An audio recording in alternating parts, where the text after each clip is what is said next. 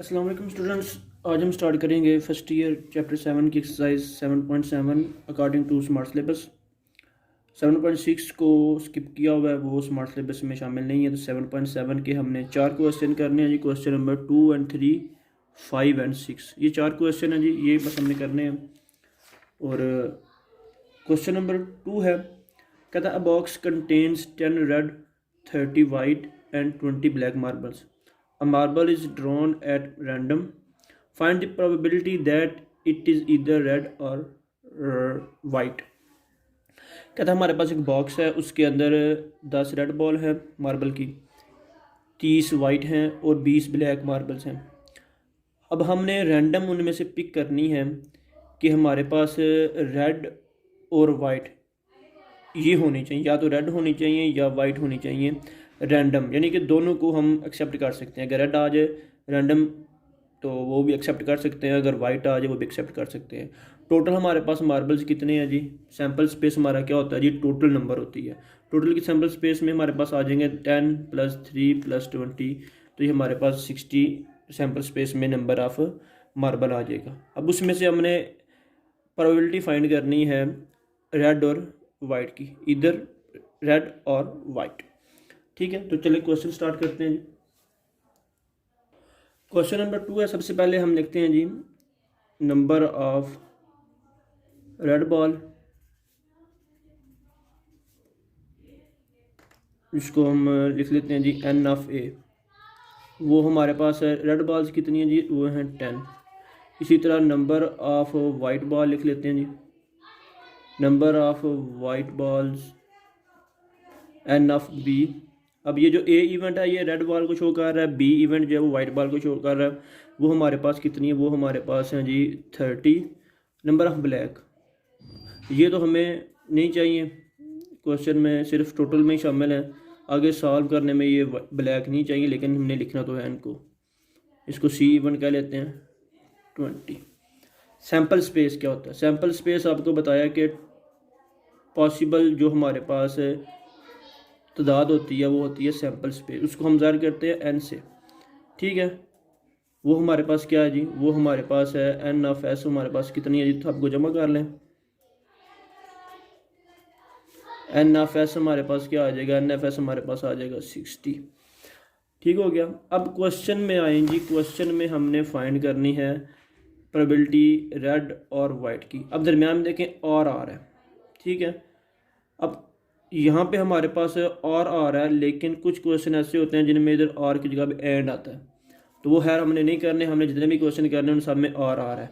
तो जब दरमियान में और ओ आर आ जाए उस वक्त आपने जो फार्मूला यूज़ करना है वो आपने ये यूज़ करना है, probability of A union B बराबर होता है जी probability of A plus probability of B. ठीक हो गया। यानी कि हमने क्या करना है, अब हमने A union B probability of A plus probability of B ये फाइंड करना है।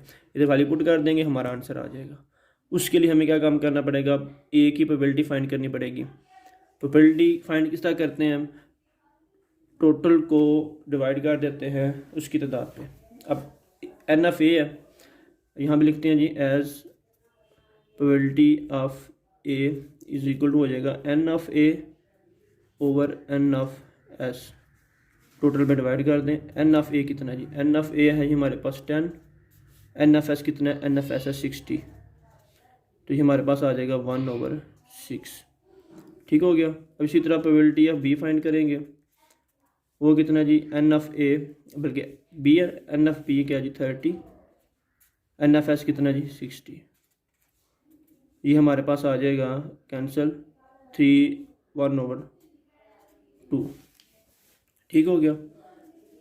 अब इसको इधर पुट कर दें, लिखेंगे as probability of A union B. Probability of A कितनी आई है जी? 1/6। प्रोबेबिलिटी ऑफ बी कितनी है? 1/2। इसका एलसीएम ले लें आप। एलसीएम इसका आ जाएगा 2 और 6 का अगर आप एलसीएम लें तो ये आपके पास आ जाएगा 6। तो 1 + 3 आपके पास आ जाएगा 4/6। 6 से लेंगे 1 + 3, ये आपके पास आ जाएगा 4/6। 6। ये आपके पास प्रोबेबिलिटी आ जाएगी ए यूनियन बी, यानी कि ए क्या था रेड बॉल, बी क्या था वाइट। हमने फाइंड करनी प्रोबेबिलिटी रेड और वाइट की, इसलिए हमने ए यूनियन बी लिखा है।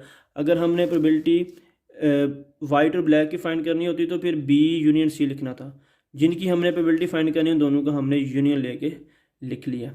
ठीक हो गया। ये फार्मूला हम उस वक्त यूज़ करते हैं जब क्वेश्चन के दरमियान में हमारे पास और यानी ओ आ रहा है। तो ये हमने सॉल्व कर लिया। क्वेश्चन नंबर 3 है। तो क्वेश्चन नंबर 3 भी इसी तरह है, उसमें भी दरमियान में और आ रहा है लेकिन थोड़ा डिफ़िकल्ट है, उसको देख लेते हैं। क्वेश्चन नंबर 3 कहता है कि a natural number is chosen out of the first 15 natural numbers, what is the probability that the chosen number is a multiple of 3 और ऑफ 5। हमने वो नंबर चूज़ करने हैं, टोटल हमारे पास 1 से लेकर 50 तक के जो कुदरती दाद है उनमें से हमने वो नंबर लेने हैं जो 3 और 5 दोनों के मल्टीपल हों। चलिए इसको स्टार्ट करते हैं जी।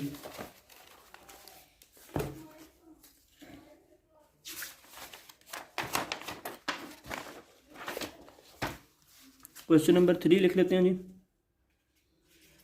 अच्छा जी, टोटल नेचुरल नंबर वो हमारे पास क्या जी, N of S sample space,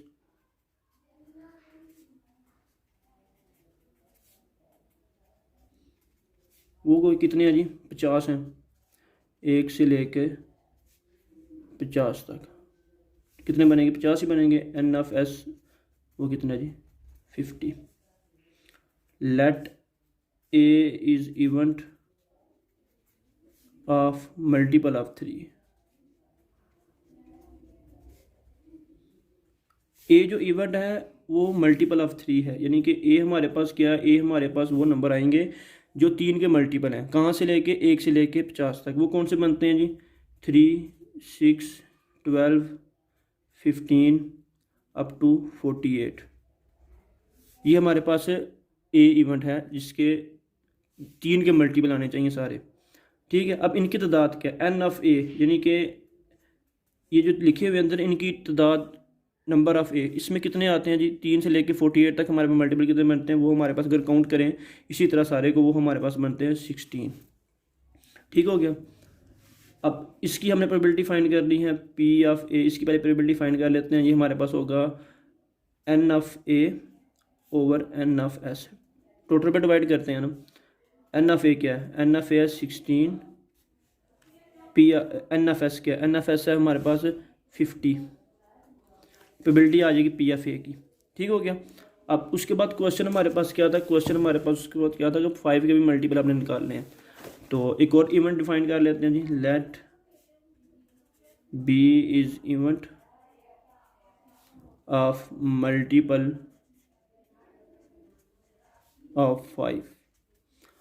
हमने बी के इवेंट को वो लिखने हैं जो 5 के मल्टीपल हो। 5, 10, 15, 20, 25, 30, 35, 40, 45, 50 वो लिख लिए जो 5 के मल्टीपल हैं। अब एन ऑफ बी हमारे पास क्या होगा, इनकी तादाद लिख लें जी। तो ये हमारे पास आई थिंक 10 बनते हैं जी।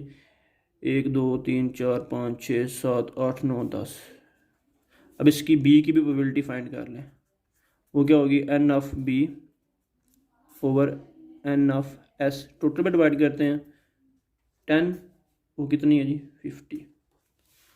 ये हमारे पास आ गया प्रोबेबिलिटी। अब हमने फाइंड करनी है प्रोबेबिलिटी उसकी जो 3 के हों या 5 के हों। ठीक है, या 3 के मल्टीपल हों या 5 के मल्टीपल हों। ठीक है, तो हमने और का उसमें दरमियान में आ रहा है, तो और के लिए हम फार्मूला का यूज़ करते हैं, P A union B, P of A plus P of B. इसको सॉल्व कर लेते हैं। पी ऑफ ए की हमारे पास आया जी, वो है 16/50 प्लस पी ऑफ बी आया जी 10/50। एलसीएम लेंगे 50 आएगा, ऊपर आएगा 16 + 10, ये हमारे पास बन जाएगा 26/50। P of A union B हमारे पास आ जाएगा 26/50। तो ये हमारा आंसर अभी नहीं आया। क्यों? क्योंकि ये हमने लिख लिया। अब क्वेश्चन को गौर से देखें। कहता है कि आपने उनकी प्रोबेबिलिटी फाइंड करनी है जो सिर्फ 3 की होने चाहिए या सिर्फ 5 की होने चाहिए। ठीक है, अब ये मैंने लिखे जी ए के, इसमें देखें जी ये 15 आ रहा है, ये 3 का भी मल्टीपल है और 5 का भी है। ठीक हो गया। इसी तरह अगर मैं आगे जाऊँ तो हमारे पास 30 आएगा। इसमें 30 3 का भी मल्टीपल होता है और 5 का भी होता है। यानी कि ये जो हमने प्रोबेबिलिटी फाइंड की है ना, इसमें हमारे पास वो नंबर भी आ रहे हैं जो दोनों में कॉमन है, लेकिन हमें कॉमन वाले नहीं चाहिए। हमें चाहिए या तो 3 के चाहिए या तो 5 के चाहिए। इन दोनों में जो कॉमन नंबर हैं वो हमने इसमें से क्या करने हैं, माइनस कर देने, वो नहीं हमें चाहिए।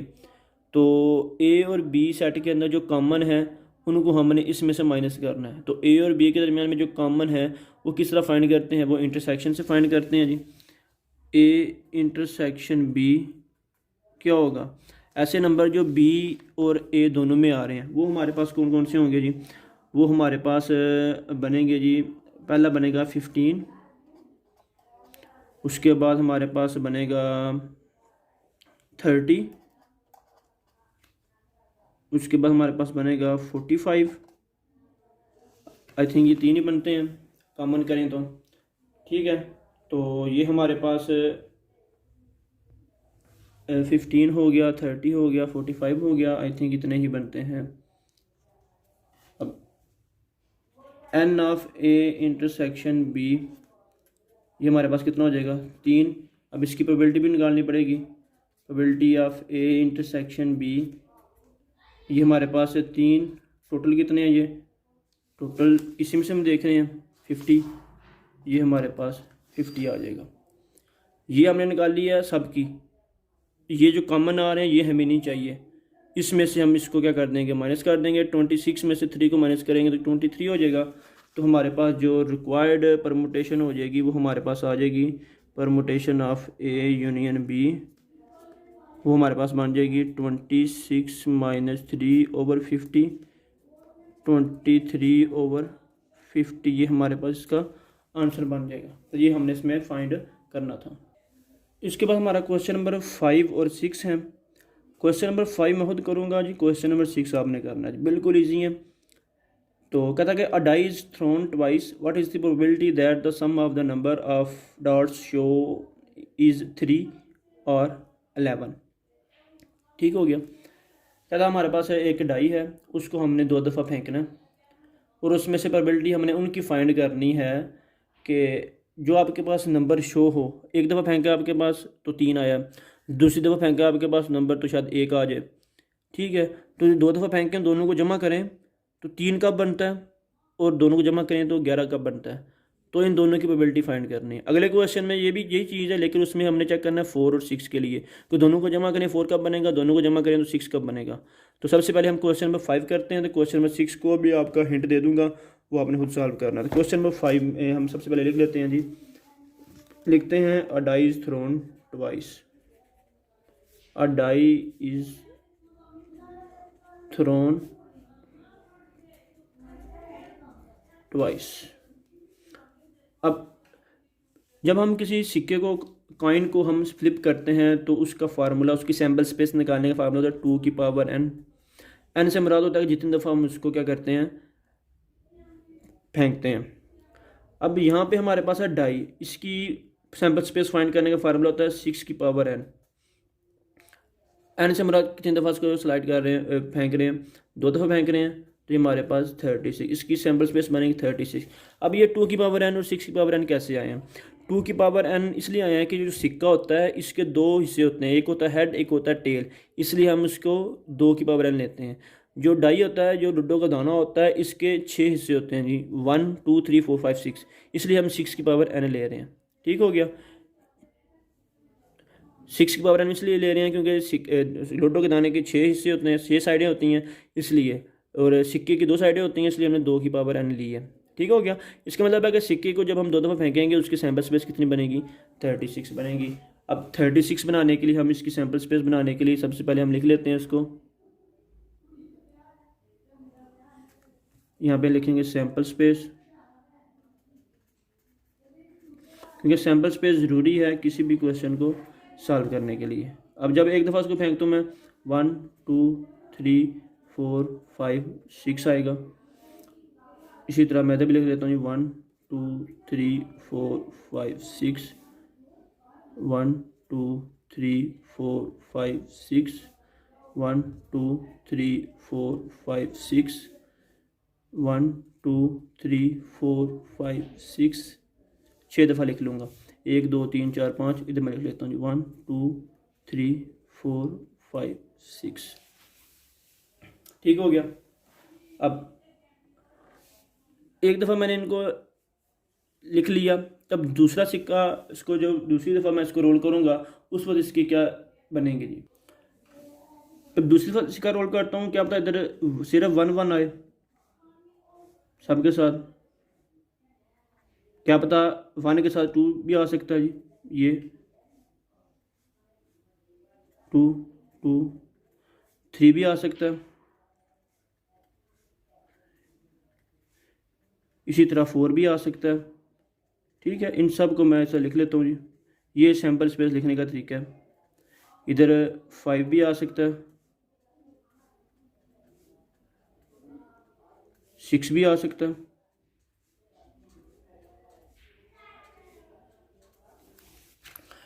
ये हो गया जी सैम्पल स्पेस। हमने जब एक डाई दाने को 2 दफ़ा फेंकते हैं तो उसकी सैम्पल स्पेस ये बनती हैं 36।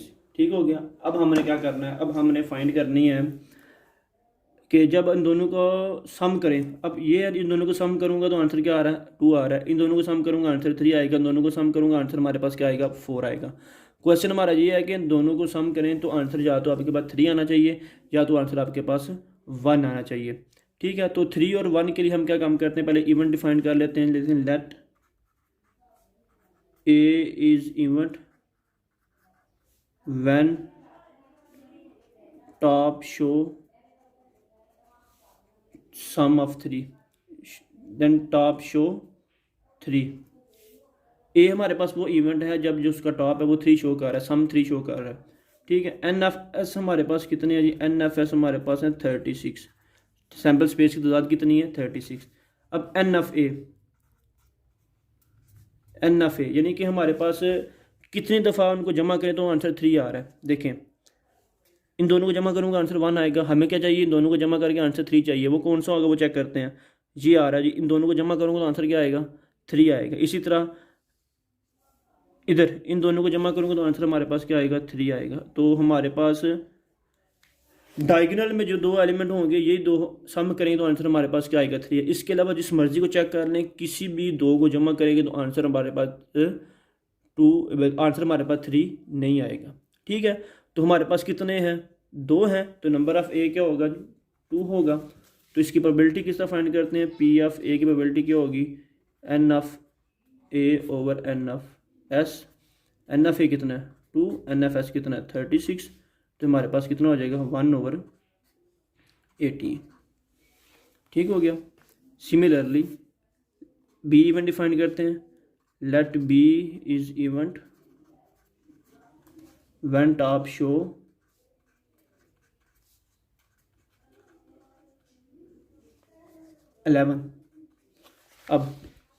अब हमने वो इवेंट लिखना है जब दोनों को जमा करें तो आंसर 11 आना चाहिए। इधर आए जी, तो ये हमारे पास वो 2 हैं। इसके अलावा जिस मर्जी इवेंट को जिस मर्जी आपको चेक कर लें, उसको सम करें तो आंसर आपके पास 6 नहीं आना चाहिए। इन दोनों को सम करके 6 नहीं आना चाहिए, ये जो 2 लिखे हैं 2, इन दोनों को सम करके 6 आना चाहिए। ये एक है, ये एक है। इसमें अभी नंबर ऑफ़ बी कितने हैं जी, एन ऑफ बी हमारे पास कितने हैं जी, कितने दफ़ा आ रहे हैं जिनको सम करें तो 11 आ रहे हैं, 2 ही आ रहे हैं। टोटल कितने हैं जी, सैम्पल स्पेस की तादाद कितनी है, वो 36 ही है। इसका प्रोबेबिलिटी अगर हम लिखें तो प्रोबेबिलिटी ऑफ बी हमारे पास कितने आएगी, N of B over N of S, वो भी कितनी होगी 2/36, वो भी कितनी हो जाएगी 1/18। अब क्वेश्चन में आए जी, क्या आ रहा है, आर आ रहा है। आर से मुराद क्या है, हमने यूनियन वाला फार्मूला लिखना है जी, लिखना है जी P of A union B बराबर होगा P of A plus P of B, दोनों को प्लस कर दें, 1/18 प्लस 1/18 ऊपर आ जाएगा 2/18, कैंसिल करेंगे 1/9 इसका आंसर आ जाएगा। ठीक हो गया। अब क्वेश्चन हमारा अगला है क्वेश्चन नंबर 6।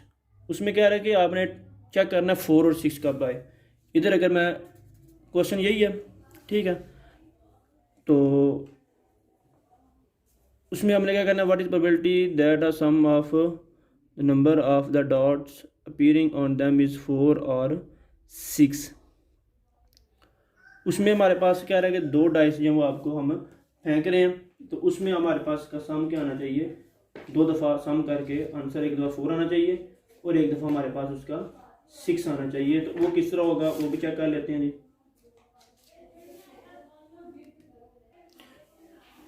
जब मैं यहाँ पे 4 लिखता हूँ मैं, तो हमने क्या काम करना है, क्वेश्चन नंबर 6 की बात कर रहा हूँ, तो बिल्कुल ये लिखना है, सिर्फ 3 की जगह 4 कर देना आपने। उस वक्त आपने क्या काम करना है, उस वक्त आपने एन एफ एस तो 36 ही होंगे, एन एफ ए क्या होगा। अब इसमें हमने वो देखनी है कि जिनको जमा करें तो आंसर आपके पास 4 आना चाहिए। वो कितने हैं, ये 1, इन दोनों को जमा करें आंसर 4 आएगा, 2, इन दोनों को जमा करें आंसर आपके पास, मैं आपको बता रहा हूँ जो भी होंगे वो डायगोनल में ही होंगे, इसके आगे पीछे नहीं होंगे। ये कितने मान रहे हैं, 3 है, तो प्रोबेबिलिटी ऑफ ए क्या होगी, 3/36, क्या आ जाएगा 1/12। ठीक हो गया। अब इसके साथ आपने देखना है 6, दोनों जमा करें आंसर 6 आना चाहिए, तो प्रोबेबिलिटी ऑफ बी क्या हो जाएगी, नीचे तो आपके पास 36 आएगा, ऊपर क्या आएगा, किनको जमा करें आंसर आपके पास 6 आना चाहिए। अब इनको जमा करें आंसर 6 आता है, इसको आंसर जमा करें 6 आता है, इसको आंसर जमा करें 6 आता है और इसको आंसर जमा करें तो 6 आता है। ये डायगोनल्स वाले कितने बन रहे हैं, 1 2 3 4 5, 5/36 आ जाएगा। अब ये वाला फार्मूला लगा के इन दोनों का प्लस कर लें तो आपका आंसर आ जाएगा। ये क्वेश्चन नंबर 6 बिल्कुल इस तरह सॉल्व हो जाएगा। तो ये हमारे पास क्वेश्चन एक्सरसाइज 7.7 थी, इसके 4 क्वेश्चन करने थे। इसके बाद हमारे पास क्वेश्चन एक्सरसाइज 7.8 है और 8 के बाद हमारा चैप्टर ये होगा कंप्लीट हो जाएगा।